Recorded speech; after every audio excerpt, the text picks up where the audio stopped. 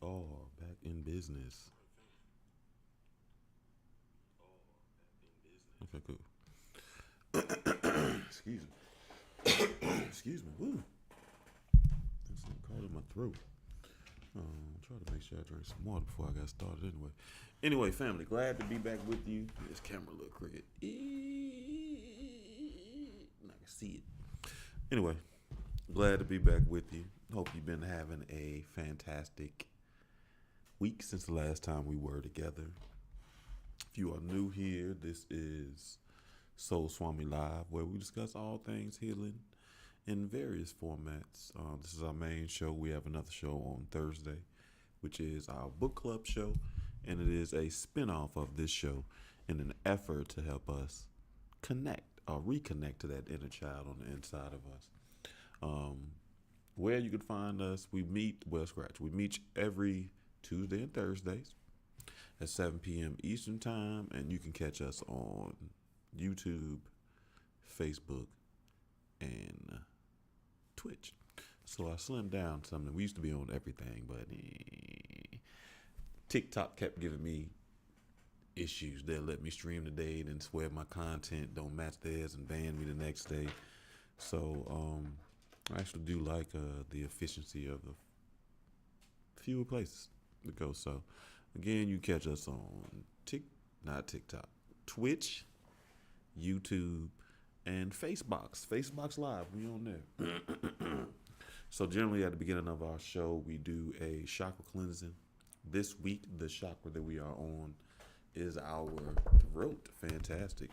So if you are into color therapy or light therapy, the color for that would be light blue. Hence the tint. The element for that is ether. Your throat is good for your authenticity. Now you live in your true self. It's communication and your expression and your truths. If you're into stones, a couple of stones that are pretty good for your throat are turquoise. Boop, boop, boop, boop, boop, boop. I say that because I got my turquoise ring on today. So turquoise, aquamarine, which I love aquamarine. I just love the color. Lapis lazuli and blue lace agate is pretty good for the throat. If you are into essential oils, you want to think of chamomile, peppermint, cypress, bergamot, just a couple. There are definitely others. You can take some time, do a little bit of your own research, and figure out what resonates with you. Happy belated birthday, Smiley. You know what? I mean, yeah, you show up, I'm gonna say Smiley because I ain't gonna put your business all in the street. But listen, you show up. This show annual visit. So I appreciate you. And again, happy belated birthday. I seen your man had you posted all on Facebook. I loved it. That's real cute. So, but I appreciate you as always. Um, yeah, you got me distracted a little bit, but we're gonna do a little sound bowl, and it actually is. I forget what key it is. Don't make me say C. I get to telling the story, but this is my small sound bowl, and it is the frequency is set to the frequency of your throat. The key, what is that? I want to say C. I feel like it's C. There's a few jokes. I seen it. This just light jokes though. No shade, cause you know I love you, girl. And I love black love. And I know y'all been hanging in there for a long time. So I appreciate that. At this point, you just from since I've known you, it's been a minute. So we celebrate black love around here. We celebrate love, period. But I definitely always gonna take a little extra effort to celebrate the black love that I've been able to witness. Let me cut that off so we won't be hearing this boop boop boop boop boop in the background the whole time.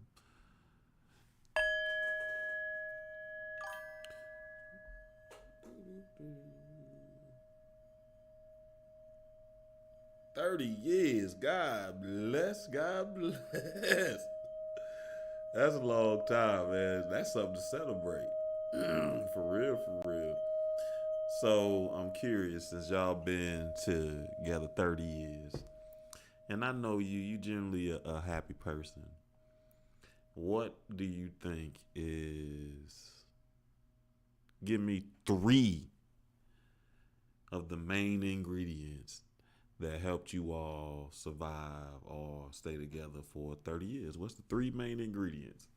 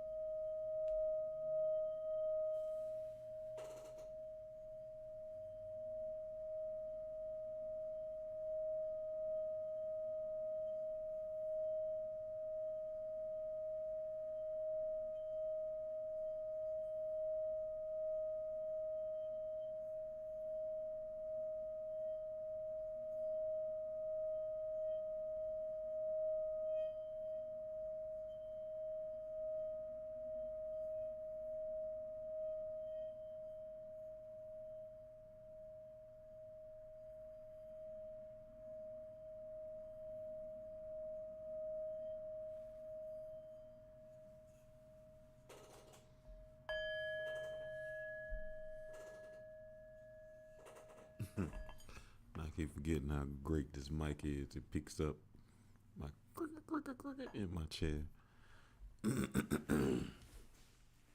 So now we move into our. I promise I'm laughing with you, not at you. That last one, I got it. Listen, I think that I think that that's dope. And you would think that the things that you said are commonsensical, but like I know, common sense ain't always common practice. And two of those things kind of, well, all of them kind of stand up. Communication is huge, which is ironically we on our throat, and our throat is for communication, but communication is huge. You know what I mean? So I understand that, just the safety, um, being able to openly communicate and being heard. So that's dope. Working together, that's the one that kind of stick. That's one that sticks out to me. Um, Partly because I think how working together can look in action as taking on a very different face as we get older. Partnership and relationships just looks different. The expectations of working together, what that is, talking things out, I think that is huge. And you would think that is under communication, but I definitely see how that could be separate. Of course, you got talking things out is communication, but working together takes communication too. But talking things out is really taking the time to come to shared understanding. Shared understanding. I think that's dope. And a lot of Jesus. That's the one I laughed at because I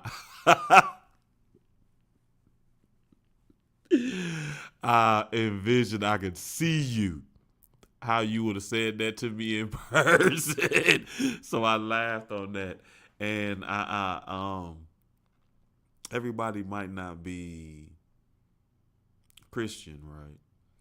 But whether the point of what you're saying is huge, having your grounding, having your foundation built in some sort of spiritual relationship, you know what I mean? Some sort of moral compass, some sort of spirituality. I agree. Something that keeps you connected to the greater good, not just to yourself good, which is funny. Side note. that you got me thinking, so I'm just talking to you now. Listen, I had okay, I'm gonna take this as a side. It's funny. I had a conversation when I said that grounding in spirituality and seeing you that you connected to something greater than yourself. I I think I wound up someone their trauma lens colors everything that they see. So I know that I gave somebody something very interesting to think about. So I asked somebody, what's their purpose? And I personally laughed, but I didn't tell them I laughed because when they started telling me their purpose, first of all, what made me ask them is they got like a bunch of different degrees, 2 associates, 2 bachelors, 2 masters, and they want to get a doctorate, right? And whenever I hear that, the understanding that comes to my mind and my heart is purpose. Okay, so you're trying to find your purpose. That's why you have 2 of everything. That's the only sensible thing, right? So I was like, hey, so I said that makes sense. You feel like you trying to find your purpose. And they go to tell me about their purpose. And the first thing that they started saying that their purpose is related solely to themselves. And that's why I kind of laughed to myself a little bit. So I was like, thanks for proving my point. You don't know your purpose yet. You're working towards it. Now, working on yourself can be part of the play, the step, the part of the path, part of the road that you take. But working on yourself will not be your purpose.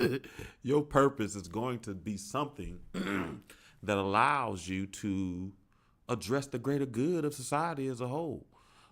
Whether it means your purpose is to be a mother and raise children, or your purpose is to start an organization that helps family, or get enough money to be able to donate as much as you want to make sure these causes go forward. Your purpose will never be focused on you and you only. That is not your purpose. That is one step.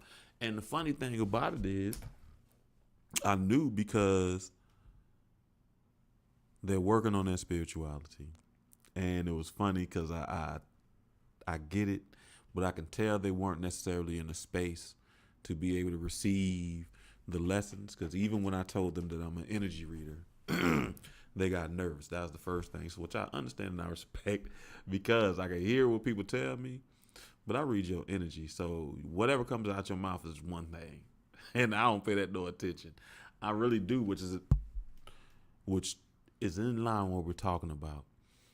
The energy that you give off, the embodiment. I really pay attention to what energy you give off, right?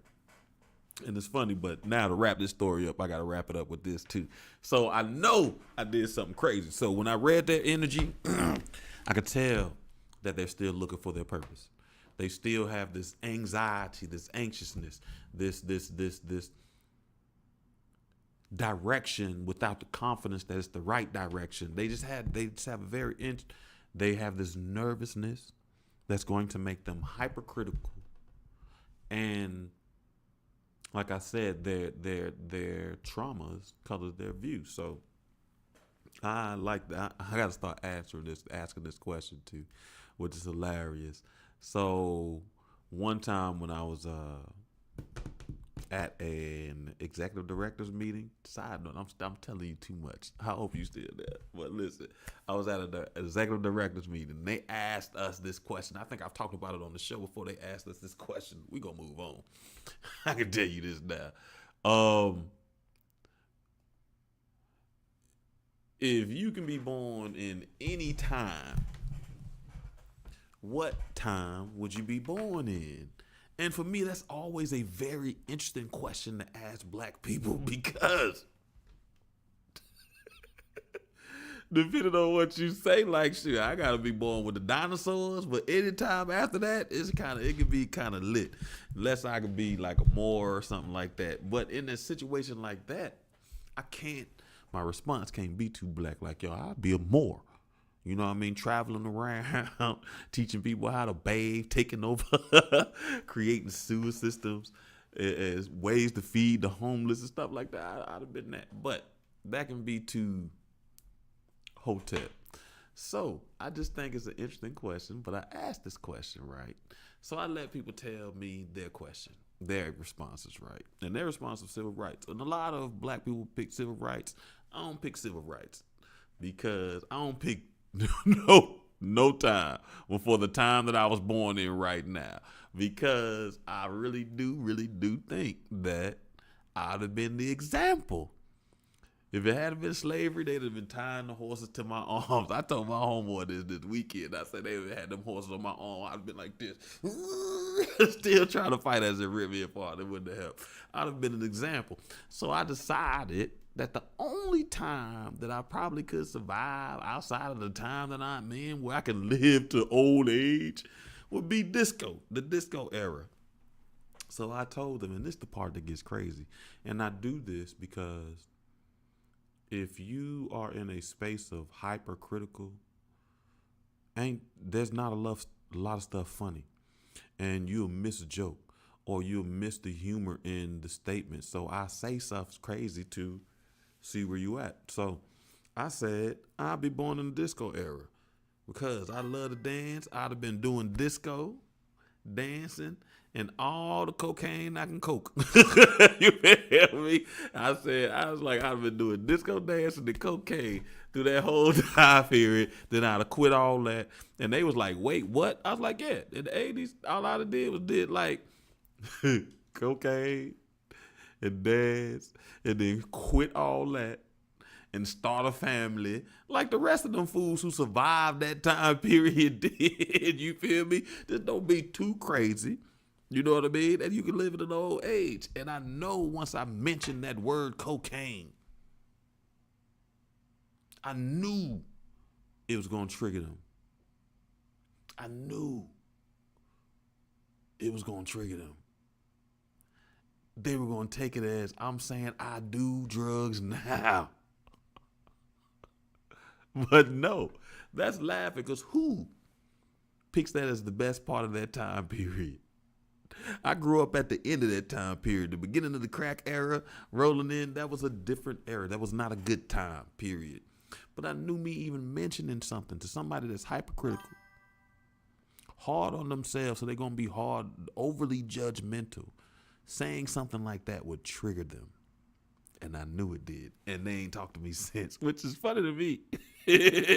Because I'm like, hey, that's your life. You rap too tight. So, anyway, it's funny. Oh, God, I'm tripping. Oh, man, thanks for that conversation. So, this week, we were actually supposed to be talking about quantum shift, right? We were supposed to be talking about rewriting the observer. So, I don't know if you caught much of our quantum shift, but it's pretty much, essentially in the short, it's really embodiment. The idea it's an alignment even with the Christian idea of embodiment.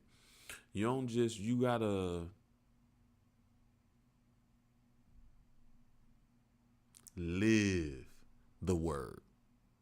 You can't just speak the word, but you have to become the living word. So that's essentially what quantum shift is. It's the idea about becoming the living word and how that's disconnected actually how it's all tied into, because it's based on quantum mechanics. So it's scientific foundation.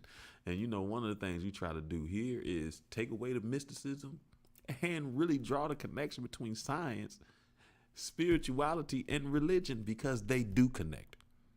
Even though we like to put them in separate boxes, but they do connect, because we talk about quantum mechanics, right? Which is mathematical, which is built into quantum shift, which is a spiritual thing, which also ties into the idea of embodiment, the living word. So it ain't no mystery to none of this what we're doing. We're going to take that away. But anyway, so when I got started trying to get to the section that we left off with last week, I didn't go back to that video. I wound up watching a whole new section that we ain't talk about. But the crazy thing about it was very much in alignment with where we're going. So me watching the video, it didn't even register to me that I'm watching the wrong thing because it was so much in alignment. So instead of watching quantum shift explained, I wound up watching quantum manifestation. So I realized I've already watched the section, but I haven't shared it with you all. So what I'm going to do now is kind of talk about some of the points of this segment, and then we're going to watch it together. So one of the main things that I really kind of got out of some of this, we want to have this understanding that 95% of our behavior is subconscious. You can look it up, you can do the math. 95% of your behavior is from subconscious. So your subconscious is the true creator of your reality. Listen to me. Your subconscious is the true creator of your reality. Especially when 95% of your behaviors are subconscious. And we like to think that we're logical and we're thinking through the process. But even when you do all that, you're still going to resort back to those subconscious, those unconscious behaviors, feelings, and ways of living until you bring them to the forefront, right?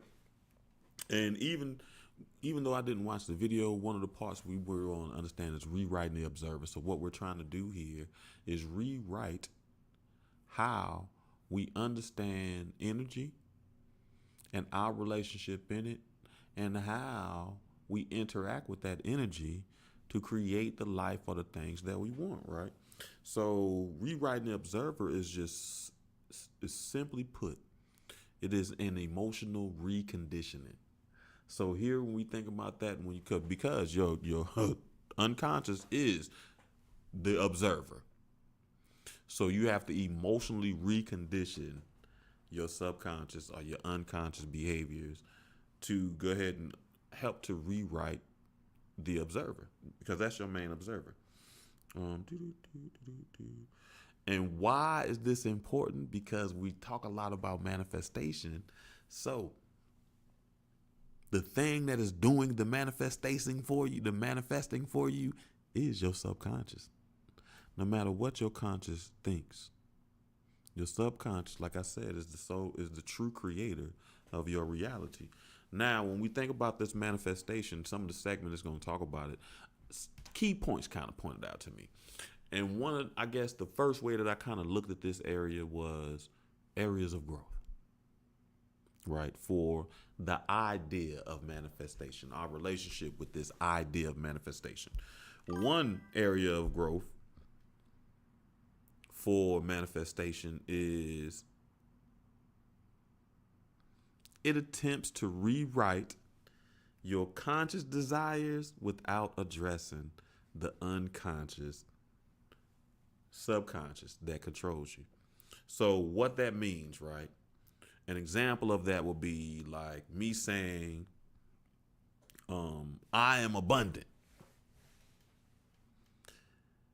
And with that, I say that with all the confidence, but I know deep down inside, I'm prepping for the next financial blow. Even though I'm living in abundance, I'm over here worried about,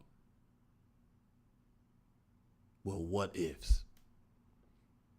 A financial blow that's going to hit me. That's that mixed message. Another thing, what manifestation to have you do is visualize your dream relationship, right? You'll even go as far as creating vision boards in the shape of your relationship, right? But as you visualizing your dream relationship, your inner child still feels abandonment. That is a mixed signal. That is your subconscious creating that. So no matter how much you may think you deserve, or how long you've been working and healing yourself, and you visualize this perfect relationship, you wrote it down, you got pictures of how it's going to look and all those things, but You haven't done the work with your inner child, and your inner child still feels abandonment. So now, even though you can visualize this perfect relationship, you still preparing yourself for when it ends. That is the mixed signal that you send the universe, right? And that's important, especially with relationships. We definitely like to think about our perfect relationship. Even on the show, we've taken time to create what we want our rich life to look like, what we want our love life. That's essentially our perfect relationship, what we want our love life to look like. And all this other stuff that we do is to make sure that we are in alignment with those ideas, so that when we have this perfect love life, we're not also looking at it with fears of abandonment, right? Hey, Sherry, so glad you stopped by for a while. Yeah, I don't know if you caught. I messed up, so we just kind of freestyle. We not freestyling because I do got stuff playing, but we off topic, on topic at the same time. Another thing about manifestation is when this idea comes into play, it doesn't really take into the account that you've already mastered manifestation, right?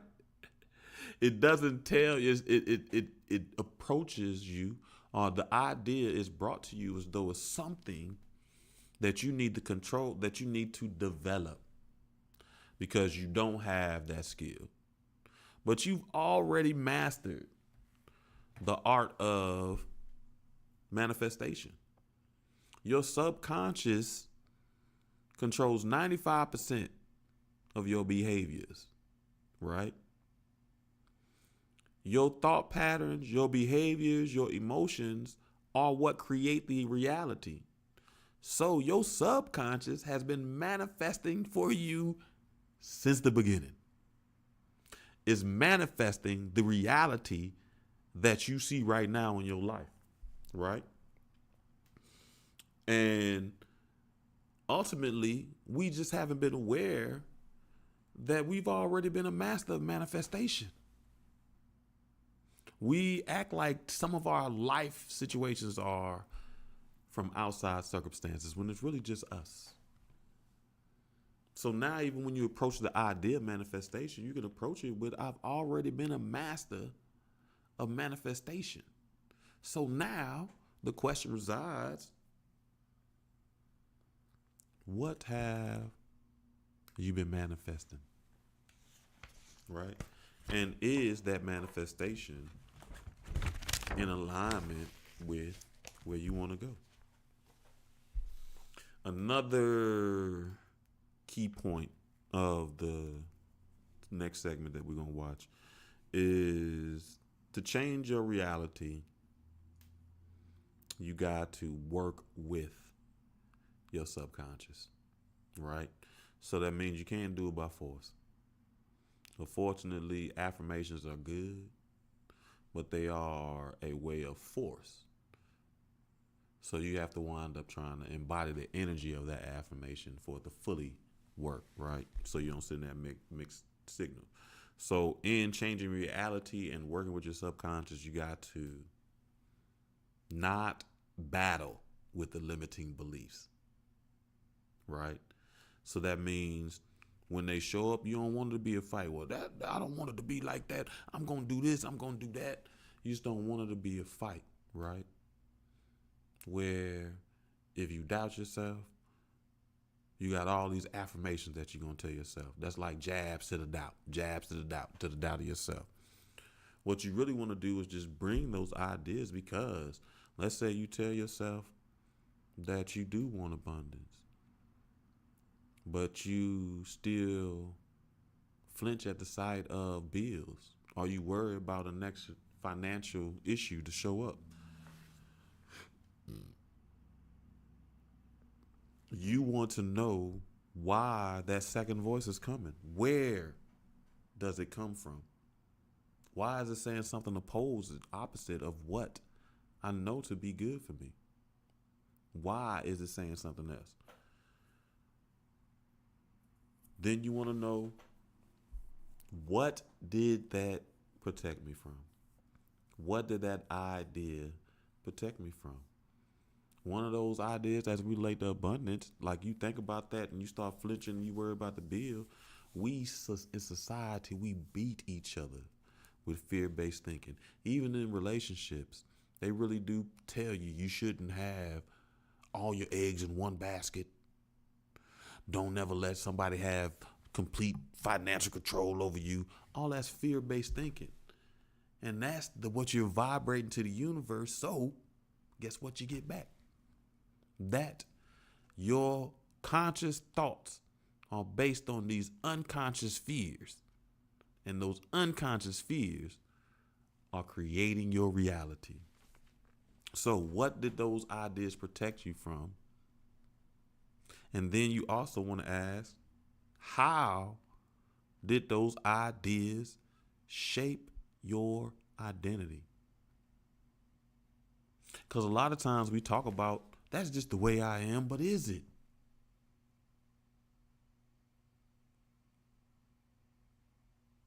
How has that lack of trust shaped your reality? How has your fear of abandonment shaped your reality?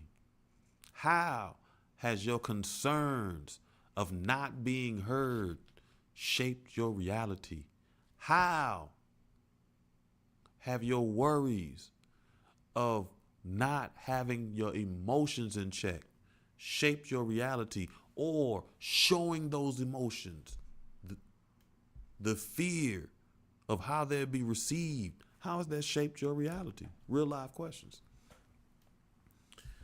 And then you also want to start thinking about, what are you telling yourself? What have you been telling yourself? What's the main voice that keeps talking to you in your mind? And what is that voice saying to you, right? Is it relating, like when you think success, are you still thinking that success can only be achieved through struggle? Or are you still thinking love or trust is to be earned? Why?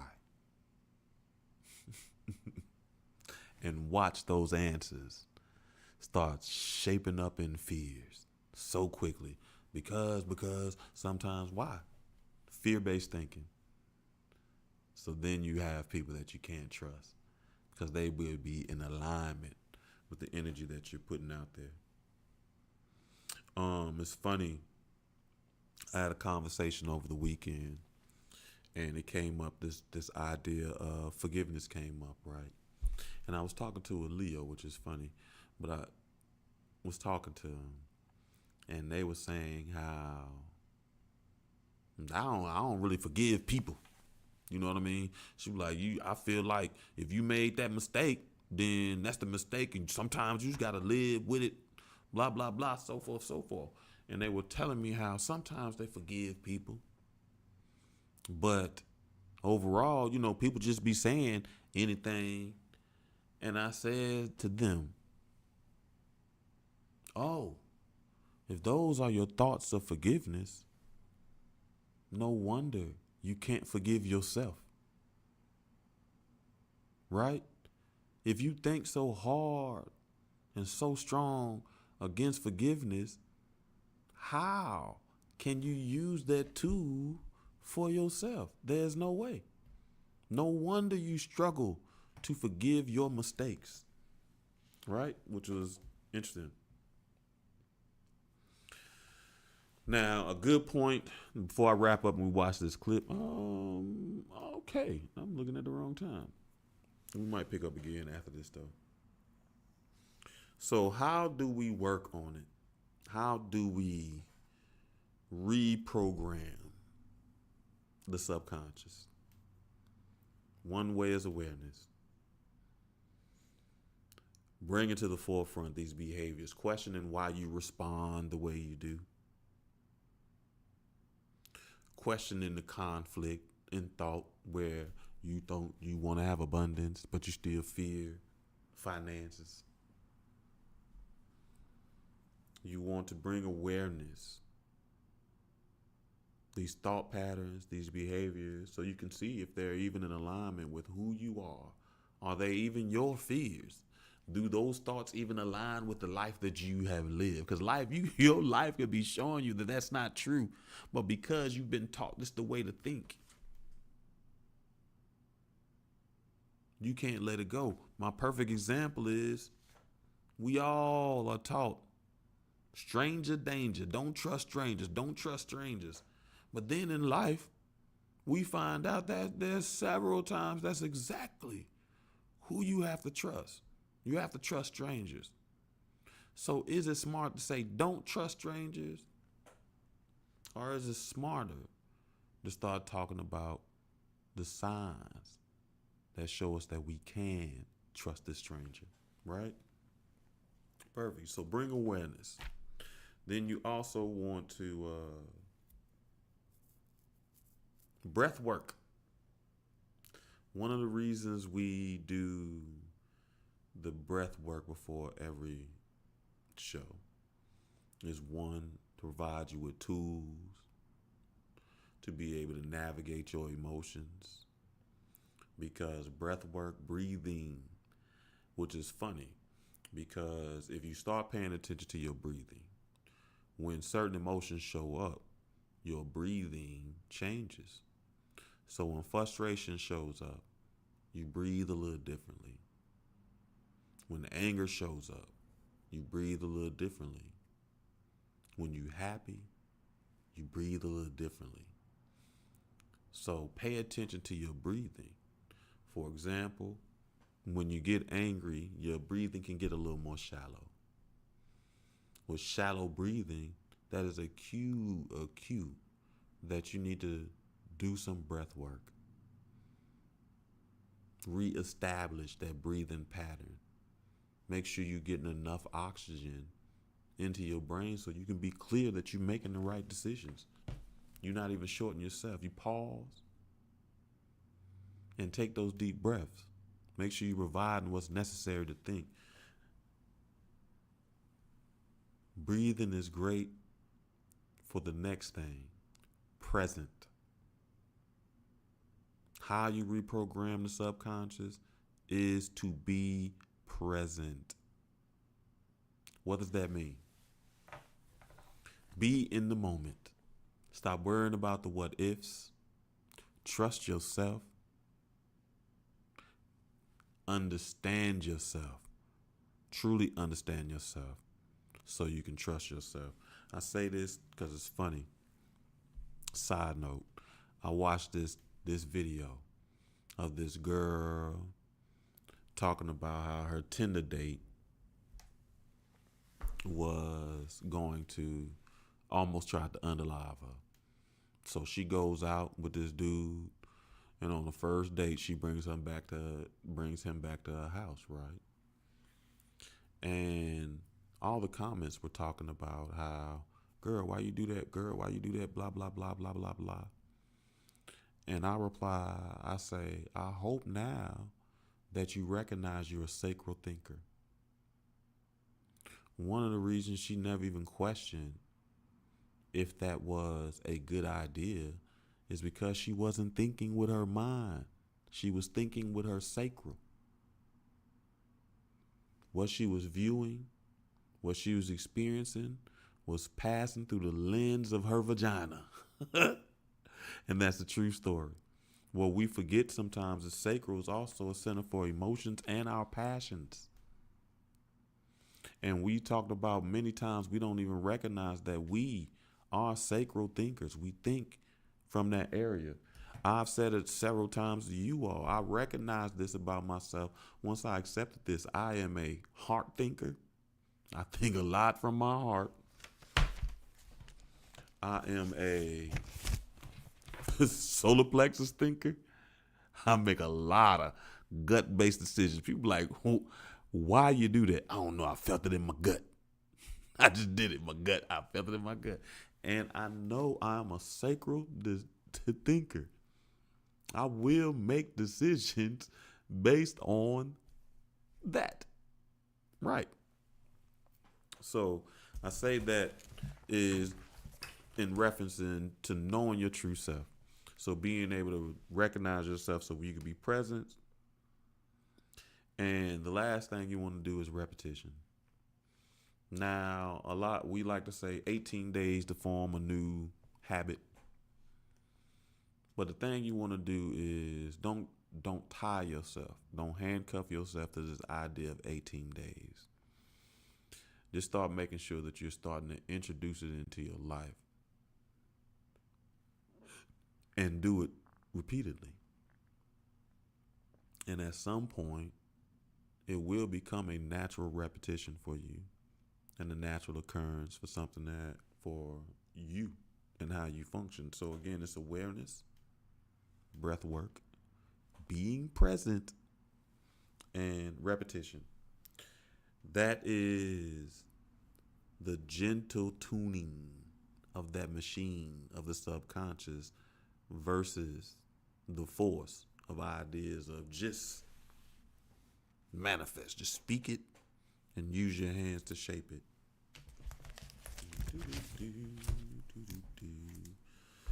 Next, something that was big in the message is ultimately, where did I put that down? Why don't I have that stuff? Okay, this is great. I want to talk about this. This is information that lets you know what we are doing here is right? So what we understand is your body is the signal, right? Not just your mind, not just your thought, but your entire body is the signal that sends information out into the universe about what you need. Your body, your entire body is the connection to God, the universe, earth, all those things, the people around you. Your body is the signal, not your mind, right? So for example, what's the difference between your body and your mind? Claiming abundance is a mind idea. But your chest still tight with fear is a body. So that shows that they're not in alignment. They're not working together. They're not doing that. Something that's funny about this is, do you know that your heart's magnetic field is 50 to 60 times larger than the magnetic field of your brain? And that it is literally 5,000 times stronger than your brain. The magnetic field of your heart is 50 times larger and 5,000 times stronger. So the manifestation, the thought changes, the growth that we are looking for does not reside in our mind. We have a better chance by leading with our heart, the one thing that we protect fiercely. We have a better chance of getting all our desires by leading with our heart than we do with our mind. Our heart is 5,000 times more magnetic. It has a better chance to attract to you the energy that you want. And it's funny because I recently I told somebody that it's a topic I really want to talk about, and I'm kind of trying to figure out the best way to be able to do it. But it's in alignment in how we value ourselves and what we think is valuable. And I think we talked about it before on the show too. I had someone trying to flirt with me, and it was just sexual, right? And I knew, because I can read energy, what it was. And my reply to them was, hey, you are beautiful, you are loved, you are important. It is okay to get out in this world and lead with your heart. And I know me saying that can create a certain level of emotions. But then those emotions that come up, that's when you start asking where did those come from? What are they protecting me from? What are they doing? But your heart is way more magnetic than your mind. So if you got a choice, go out into this world and lead with your heart. It's scary. It's scary. But it's worth it. Okay, so family. Now I did all that jaw jacking.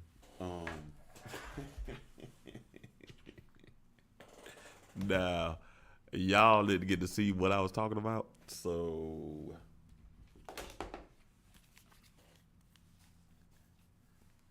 I'm about to put it on for us.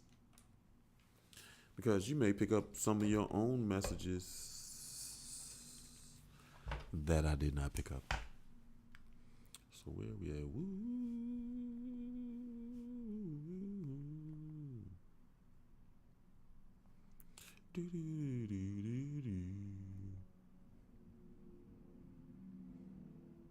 Is it energy recording?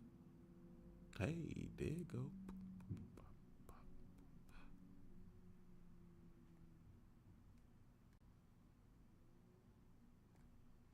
Video capture.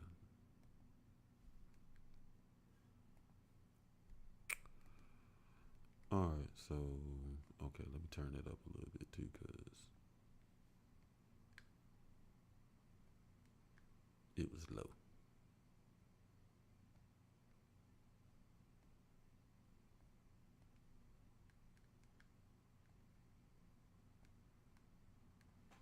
Let's see what's cracking.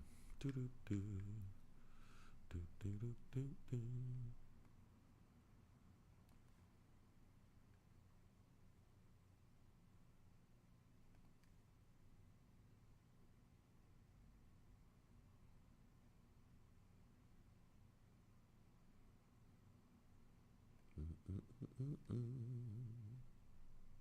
Deeper part of you already knows. It's inevitable. You're not obsessing over timelines, signs, or synchronicities. You're steady, clear, calm. Not because you've stopped wanting, but because you've stopped needing. This is the shift from survival energy to creator energy.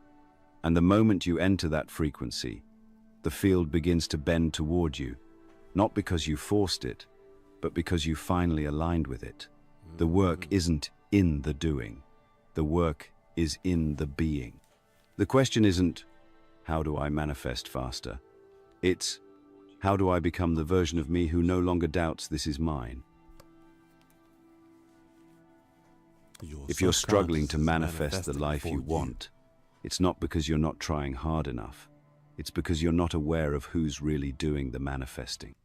So when I was supposed to be watching the rewrite, The Observer, this is what I wound up watching. And I just take it as my spirit was pushing me in the direction we need to go. Because when I did go back and watch what I wanted to watch, I remember telling you at the beginning before we started watching these, we're not going to watch that whole thing because at some point it gets a little repetitive. So when I went back and watched the section that we were supposed to use, it definitely was a repetitive section that I wasn't going to use anyway. So my spirit puts us in the right direction. I think this was more in alignment with where we're going. It's not your conscious mind. It's not your journal entries or your perfectly worded affirmations. It's not the vision board you stare at every morning hoping for a breakthrough. It's your subconscious, the silent architect of your reality. And it's been shaping your world since long before you ever heard the word manifestation. The quantum field doesn't respond to surface-level intention. It responds to the totality of your signal. And the most dominant layer of that signal is the subconscious programming running quietly beneath your awareness. That's what's collapsing the wave. That's what's choosing the timeline. You can want love with all your heart, but if your subconscious still believes you're unworthy of it, the field responds to that belief. You can want freedom, but if your nervous system is wired for survival, you'll keep drawing in situations that reinforce confinement, scarcity, or chaos. Not because the universe is cruel, but because the field is precise. Think of your subconscious like the lens through which the quantum field reads you. It filters your focus, shapes your expectations, colors your emotional reactions. And while your conscious thoughts may be trying to steer the ship, your subconscious is the ocean. You might consciously want to go north, but if the current is pulling south, you'll feel like you're paddling against something invisible. That invisible force is your unconscious identity, formed by years of conditioning, unresolved trauma, inherited beliefs, and Those inherited beliefs are huge. And that's one of the reasons why I keep saying, ask if these behaviors are even your own fears or something somebody else told you to fear. Like I think about some of the advice that older generations have given you, there be a lot of fear-based advice that they don't even know works because they never tried it themselves. So they wind up just using you as a guinea pig, for a lack of better words. emotional memory. This is why traditional manifestation practices often fall flat. They try to rewrite the top layer of your mind without addressing the deeper structures underneath. They tell you to say, "I am abundant," while your body is still bracing for the next financial blow. They ask you to visualize your dream relationship while your inner child still fears abandonment. The subconscious doesn't respond to words, it responds to resonance. And if your inner world is full of contradiction, the field will mirror that fragmentation. This isn't about blaming yourself. This is about becoming aware of how powerful you already are. And the mixed signals that you are sending to the universe. You've been manifesting all along, you just weren't doing it consciously. Every belief you inherited, every story you've internalized, every emotional loop you replay, they've been speaking to the field on your behalf. And the field, being neutral, simply responds. This is the great responsibility and the great liberation. Because once you see how deep this goes, you can begin to shift it. Changing your reality means changing the signal you're broadcasting. And that begins by working with the subconscious, not against it. You don't need to battle your limiting beliefs. You need to bring awareness to them. You need to understand where they came from, what they protected you from, and how they've shaped your identity. That's when you stop trying to override your programming with positive thinking and start creating true coherence between who you are and who you're becoming. The subconscious is the true observer in the quantum field. It's the part of you that decides what collapses into form. So, if you're serious about stepping into a new timeline, you need to get serious about what your subconscious is still rehearsing. Are you still telling yourself that success means struggle, that love must be earned, that money is dangerous or fleeting? These stories aren't just limiting, they're instructive. They tell the field what's real to you, and the field delivers accordingly. But the beautiful thing is this: your subconscious can be reprogrammed. It's not fixed, it's not permanent. Just like a computer running outdated software, your internal system can be updated, refined, realigned. Through awareness, breath, presence, and repetition, you can start to shift your dominant frequency, not through force, but through gentle, consistent tuning. That's when the observer effect becomes Gentle and consistent tuning. It's recognizing when you need to be present, recognizing when you need to do some breath work, recognizing those things when it's time to do that. your ally. That's when you stop unconsciously collapsing timelines you never truly wanted and start stepping into realities that reflect who you're actually here to be. Because when the subconscious shifts, the whole signal changes. And when the signal changes, the field has no choice but to respond. You've been taught to think your way into change. That if you just think the right thoughts, say the right affirmations, or visualize hard enough, your life will shift. But here's what most teachings forget to mention. Your body is the signal. Not your mind, not your words, your body. If your mind is declaring abundance but your chest is tight with fear, the field doesn't respond to your mantra. It responds to your tension. So if you're questioning why some of your manifestations or some of your visualizations aren't necessarily working, Are you not seeing the results that you'd expected to see? Sit down and really question, are you giving the universe, are you sending mixed signals? Do you even believe in that stuff that you're manifesting or are hoping for? If you're saying, I am worthy, but your breath is shallow, your posture is collapsed, and your nervous system is firing off survival cues, the field mirrors that incoherence. And not because it's punishing you, but because it can only respond to clarity. Your heart isn't just an organ, it's an electromagnetic powerhouse. Research has shown that the heart's electromagnetic field is over 50 times stronger than the brain's. It radiates out. So listen, on this it says 50, right? But when I heard that, that's why I did my own research to figure out too. So it's 50 to 60. They say 50, but everything else I seen said 60. And that's where I also found out that it's 5,000 times more magnetic.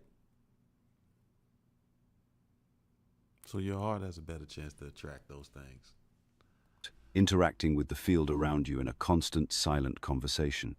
When your heart and brain are in coherence, meaning your emotional state and your mental focus are aligned, you emit a signal that's unified, powerful, and precise. That's when the field listens clearly. That's when timelines collapse in your favor, not because you forced them, but because you embodied them. This is why trying to manifest from your mind alone often leads to burnout. It's why the vision board doesn't manifest the dream. Why the Listen, it is funny when it says why manifestation alone leads to burnout. I think about all the people that I've met over time who have vision boards. And I think about some of the conversations that come after the creation of that vision board.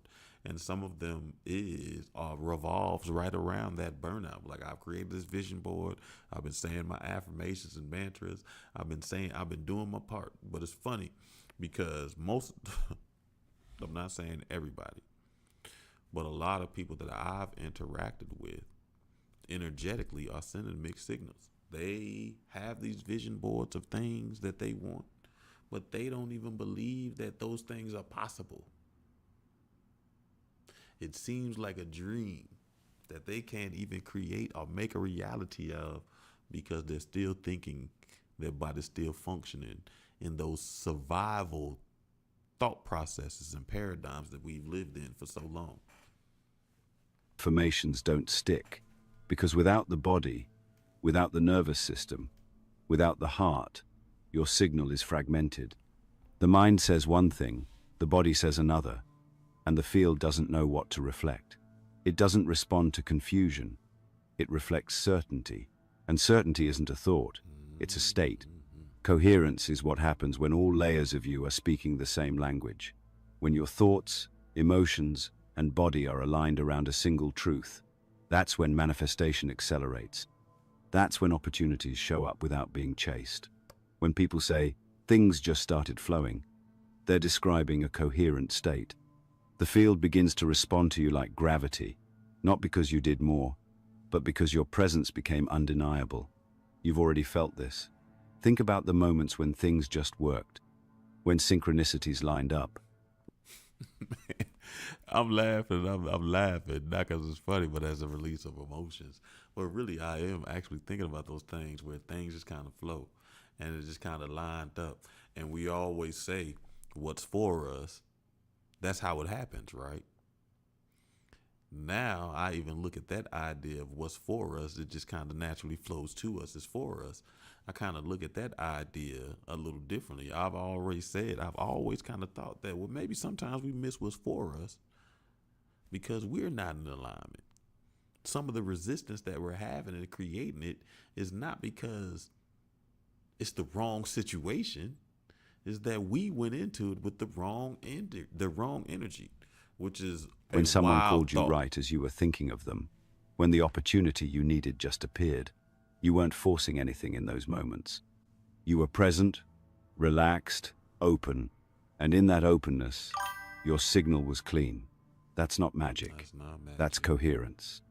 And it's available on demand, but only when you stop trying to control the outcome and start aligning your system from the inside out. Heart-brain coherence isn't something mystical. It's measurable. It's practical. and it changes everything. What we saying? We taking away the mysticism out of all this stuff. They make it seem like it's magic, but it's not magic. They've, as a matter of fact, I told you there's very few laws in science anyway, but they've already discovered the truth of that. They just put it in a box on how it can be used, as if only these ideas are outside of us. They are internal ideas as well. When you breathe in a regulated rhythmic way, when you feel gratitude or compassion or calm, your heart rate variability shifts into a harmonious rhythm. Your brainwaves synchronize. Your entire body enters a state of integration, and in that moment, the quantum field receives one signal, undistorted, unwavering, whole. That's the real work. Not chasing outcomes, not scripting endlessly, but tuning your instrument, becoming a signal so clear that the field can't help but respond. This is the power most people never access, because they're too busy chasing their desires externally instead of aligning internally. They treat manifestation like performance, when in truth, it's resonance. When your heart leads and your mind... I think that idea where they say they treat manifestation like performance is one of the reasons why people can't get into this idea. It does look very performative. Something that you say and you do, and everybody around just kind of knows that you are manifesting. Whether it's evident in your life or not can be of no value. Doesn't matter. supports. The field takes shape. But when your mind tries to override your fear without addressing the body, all you create is more static. And the field mirrors that chaos right back. So if you feel like nothing's working, don't ask what you need to do. Ask what your body is broadcasting. Ask what frequency you're really anchored in. Because your body never lies, and neither does the field. You heard? So if things aren't going the way you should, pause and check yourself out. What signal are you broadcasting? Right. So we're going to stop right there, family. If we do this video again next week, where we at? 18. We check it out next week. We can watch the second half. We probably, I don't know, we may start the show with it, maybe not. I kind of like what we did today.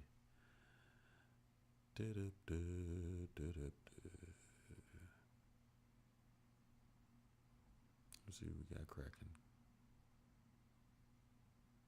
All right, thanks, Sherry. I appreciate you stopping by for a while. Boo-doo-boo, boo-doo-boo, boo-boo-boo. Okay, family. I think we had some good topics again. Start asking you. Remember, present breath work, awareness, and repetition helps you recalibrate the subconscious. Bringing awareness to your ideas so you can start making sure you ask where they come from, what do they protect you from, and how did they shape your identity. And next week we'll move on to, what did that thing say? Yeah, we might, I don't know. We're still going to be talking about quantum shift, but we may move on why feeling good isn't the answer. So we're not necessarily chasing feelings. I hope to see you here Thursday for book club, where we continue reading Makes Me Wanna Holler by Nathan McCall. If you can't make it here Thursday, I hope to see you again Tuesday, where we continue our discussions on quantum shift. I appreciate you. I value, and thank you for your time, family.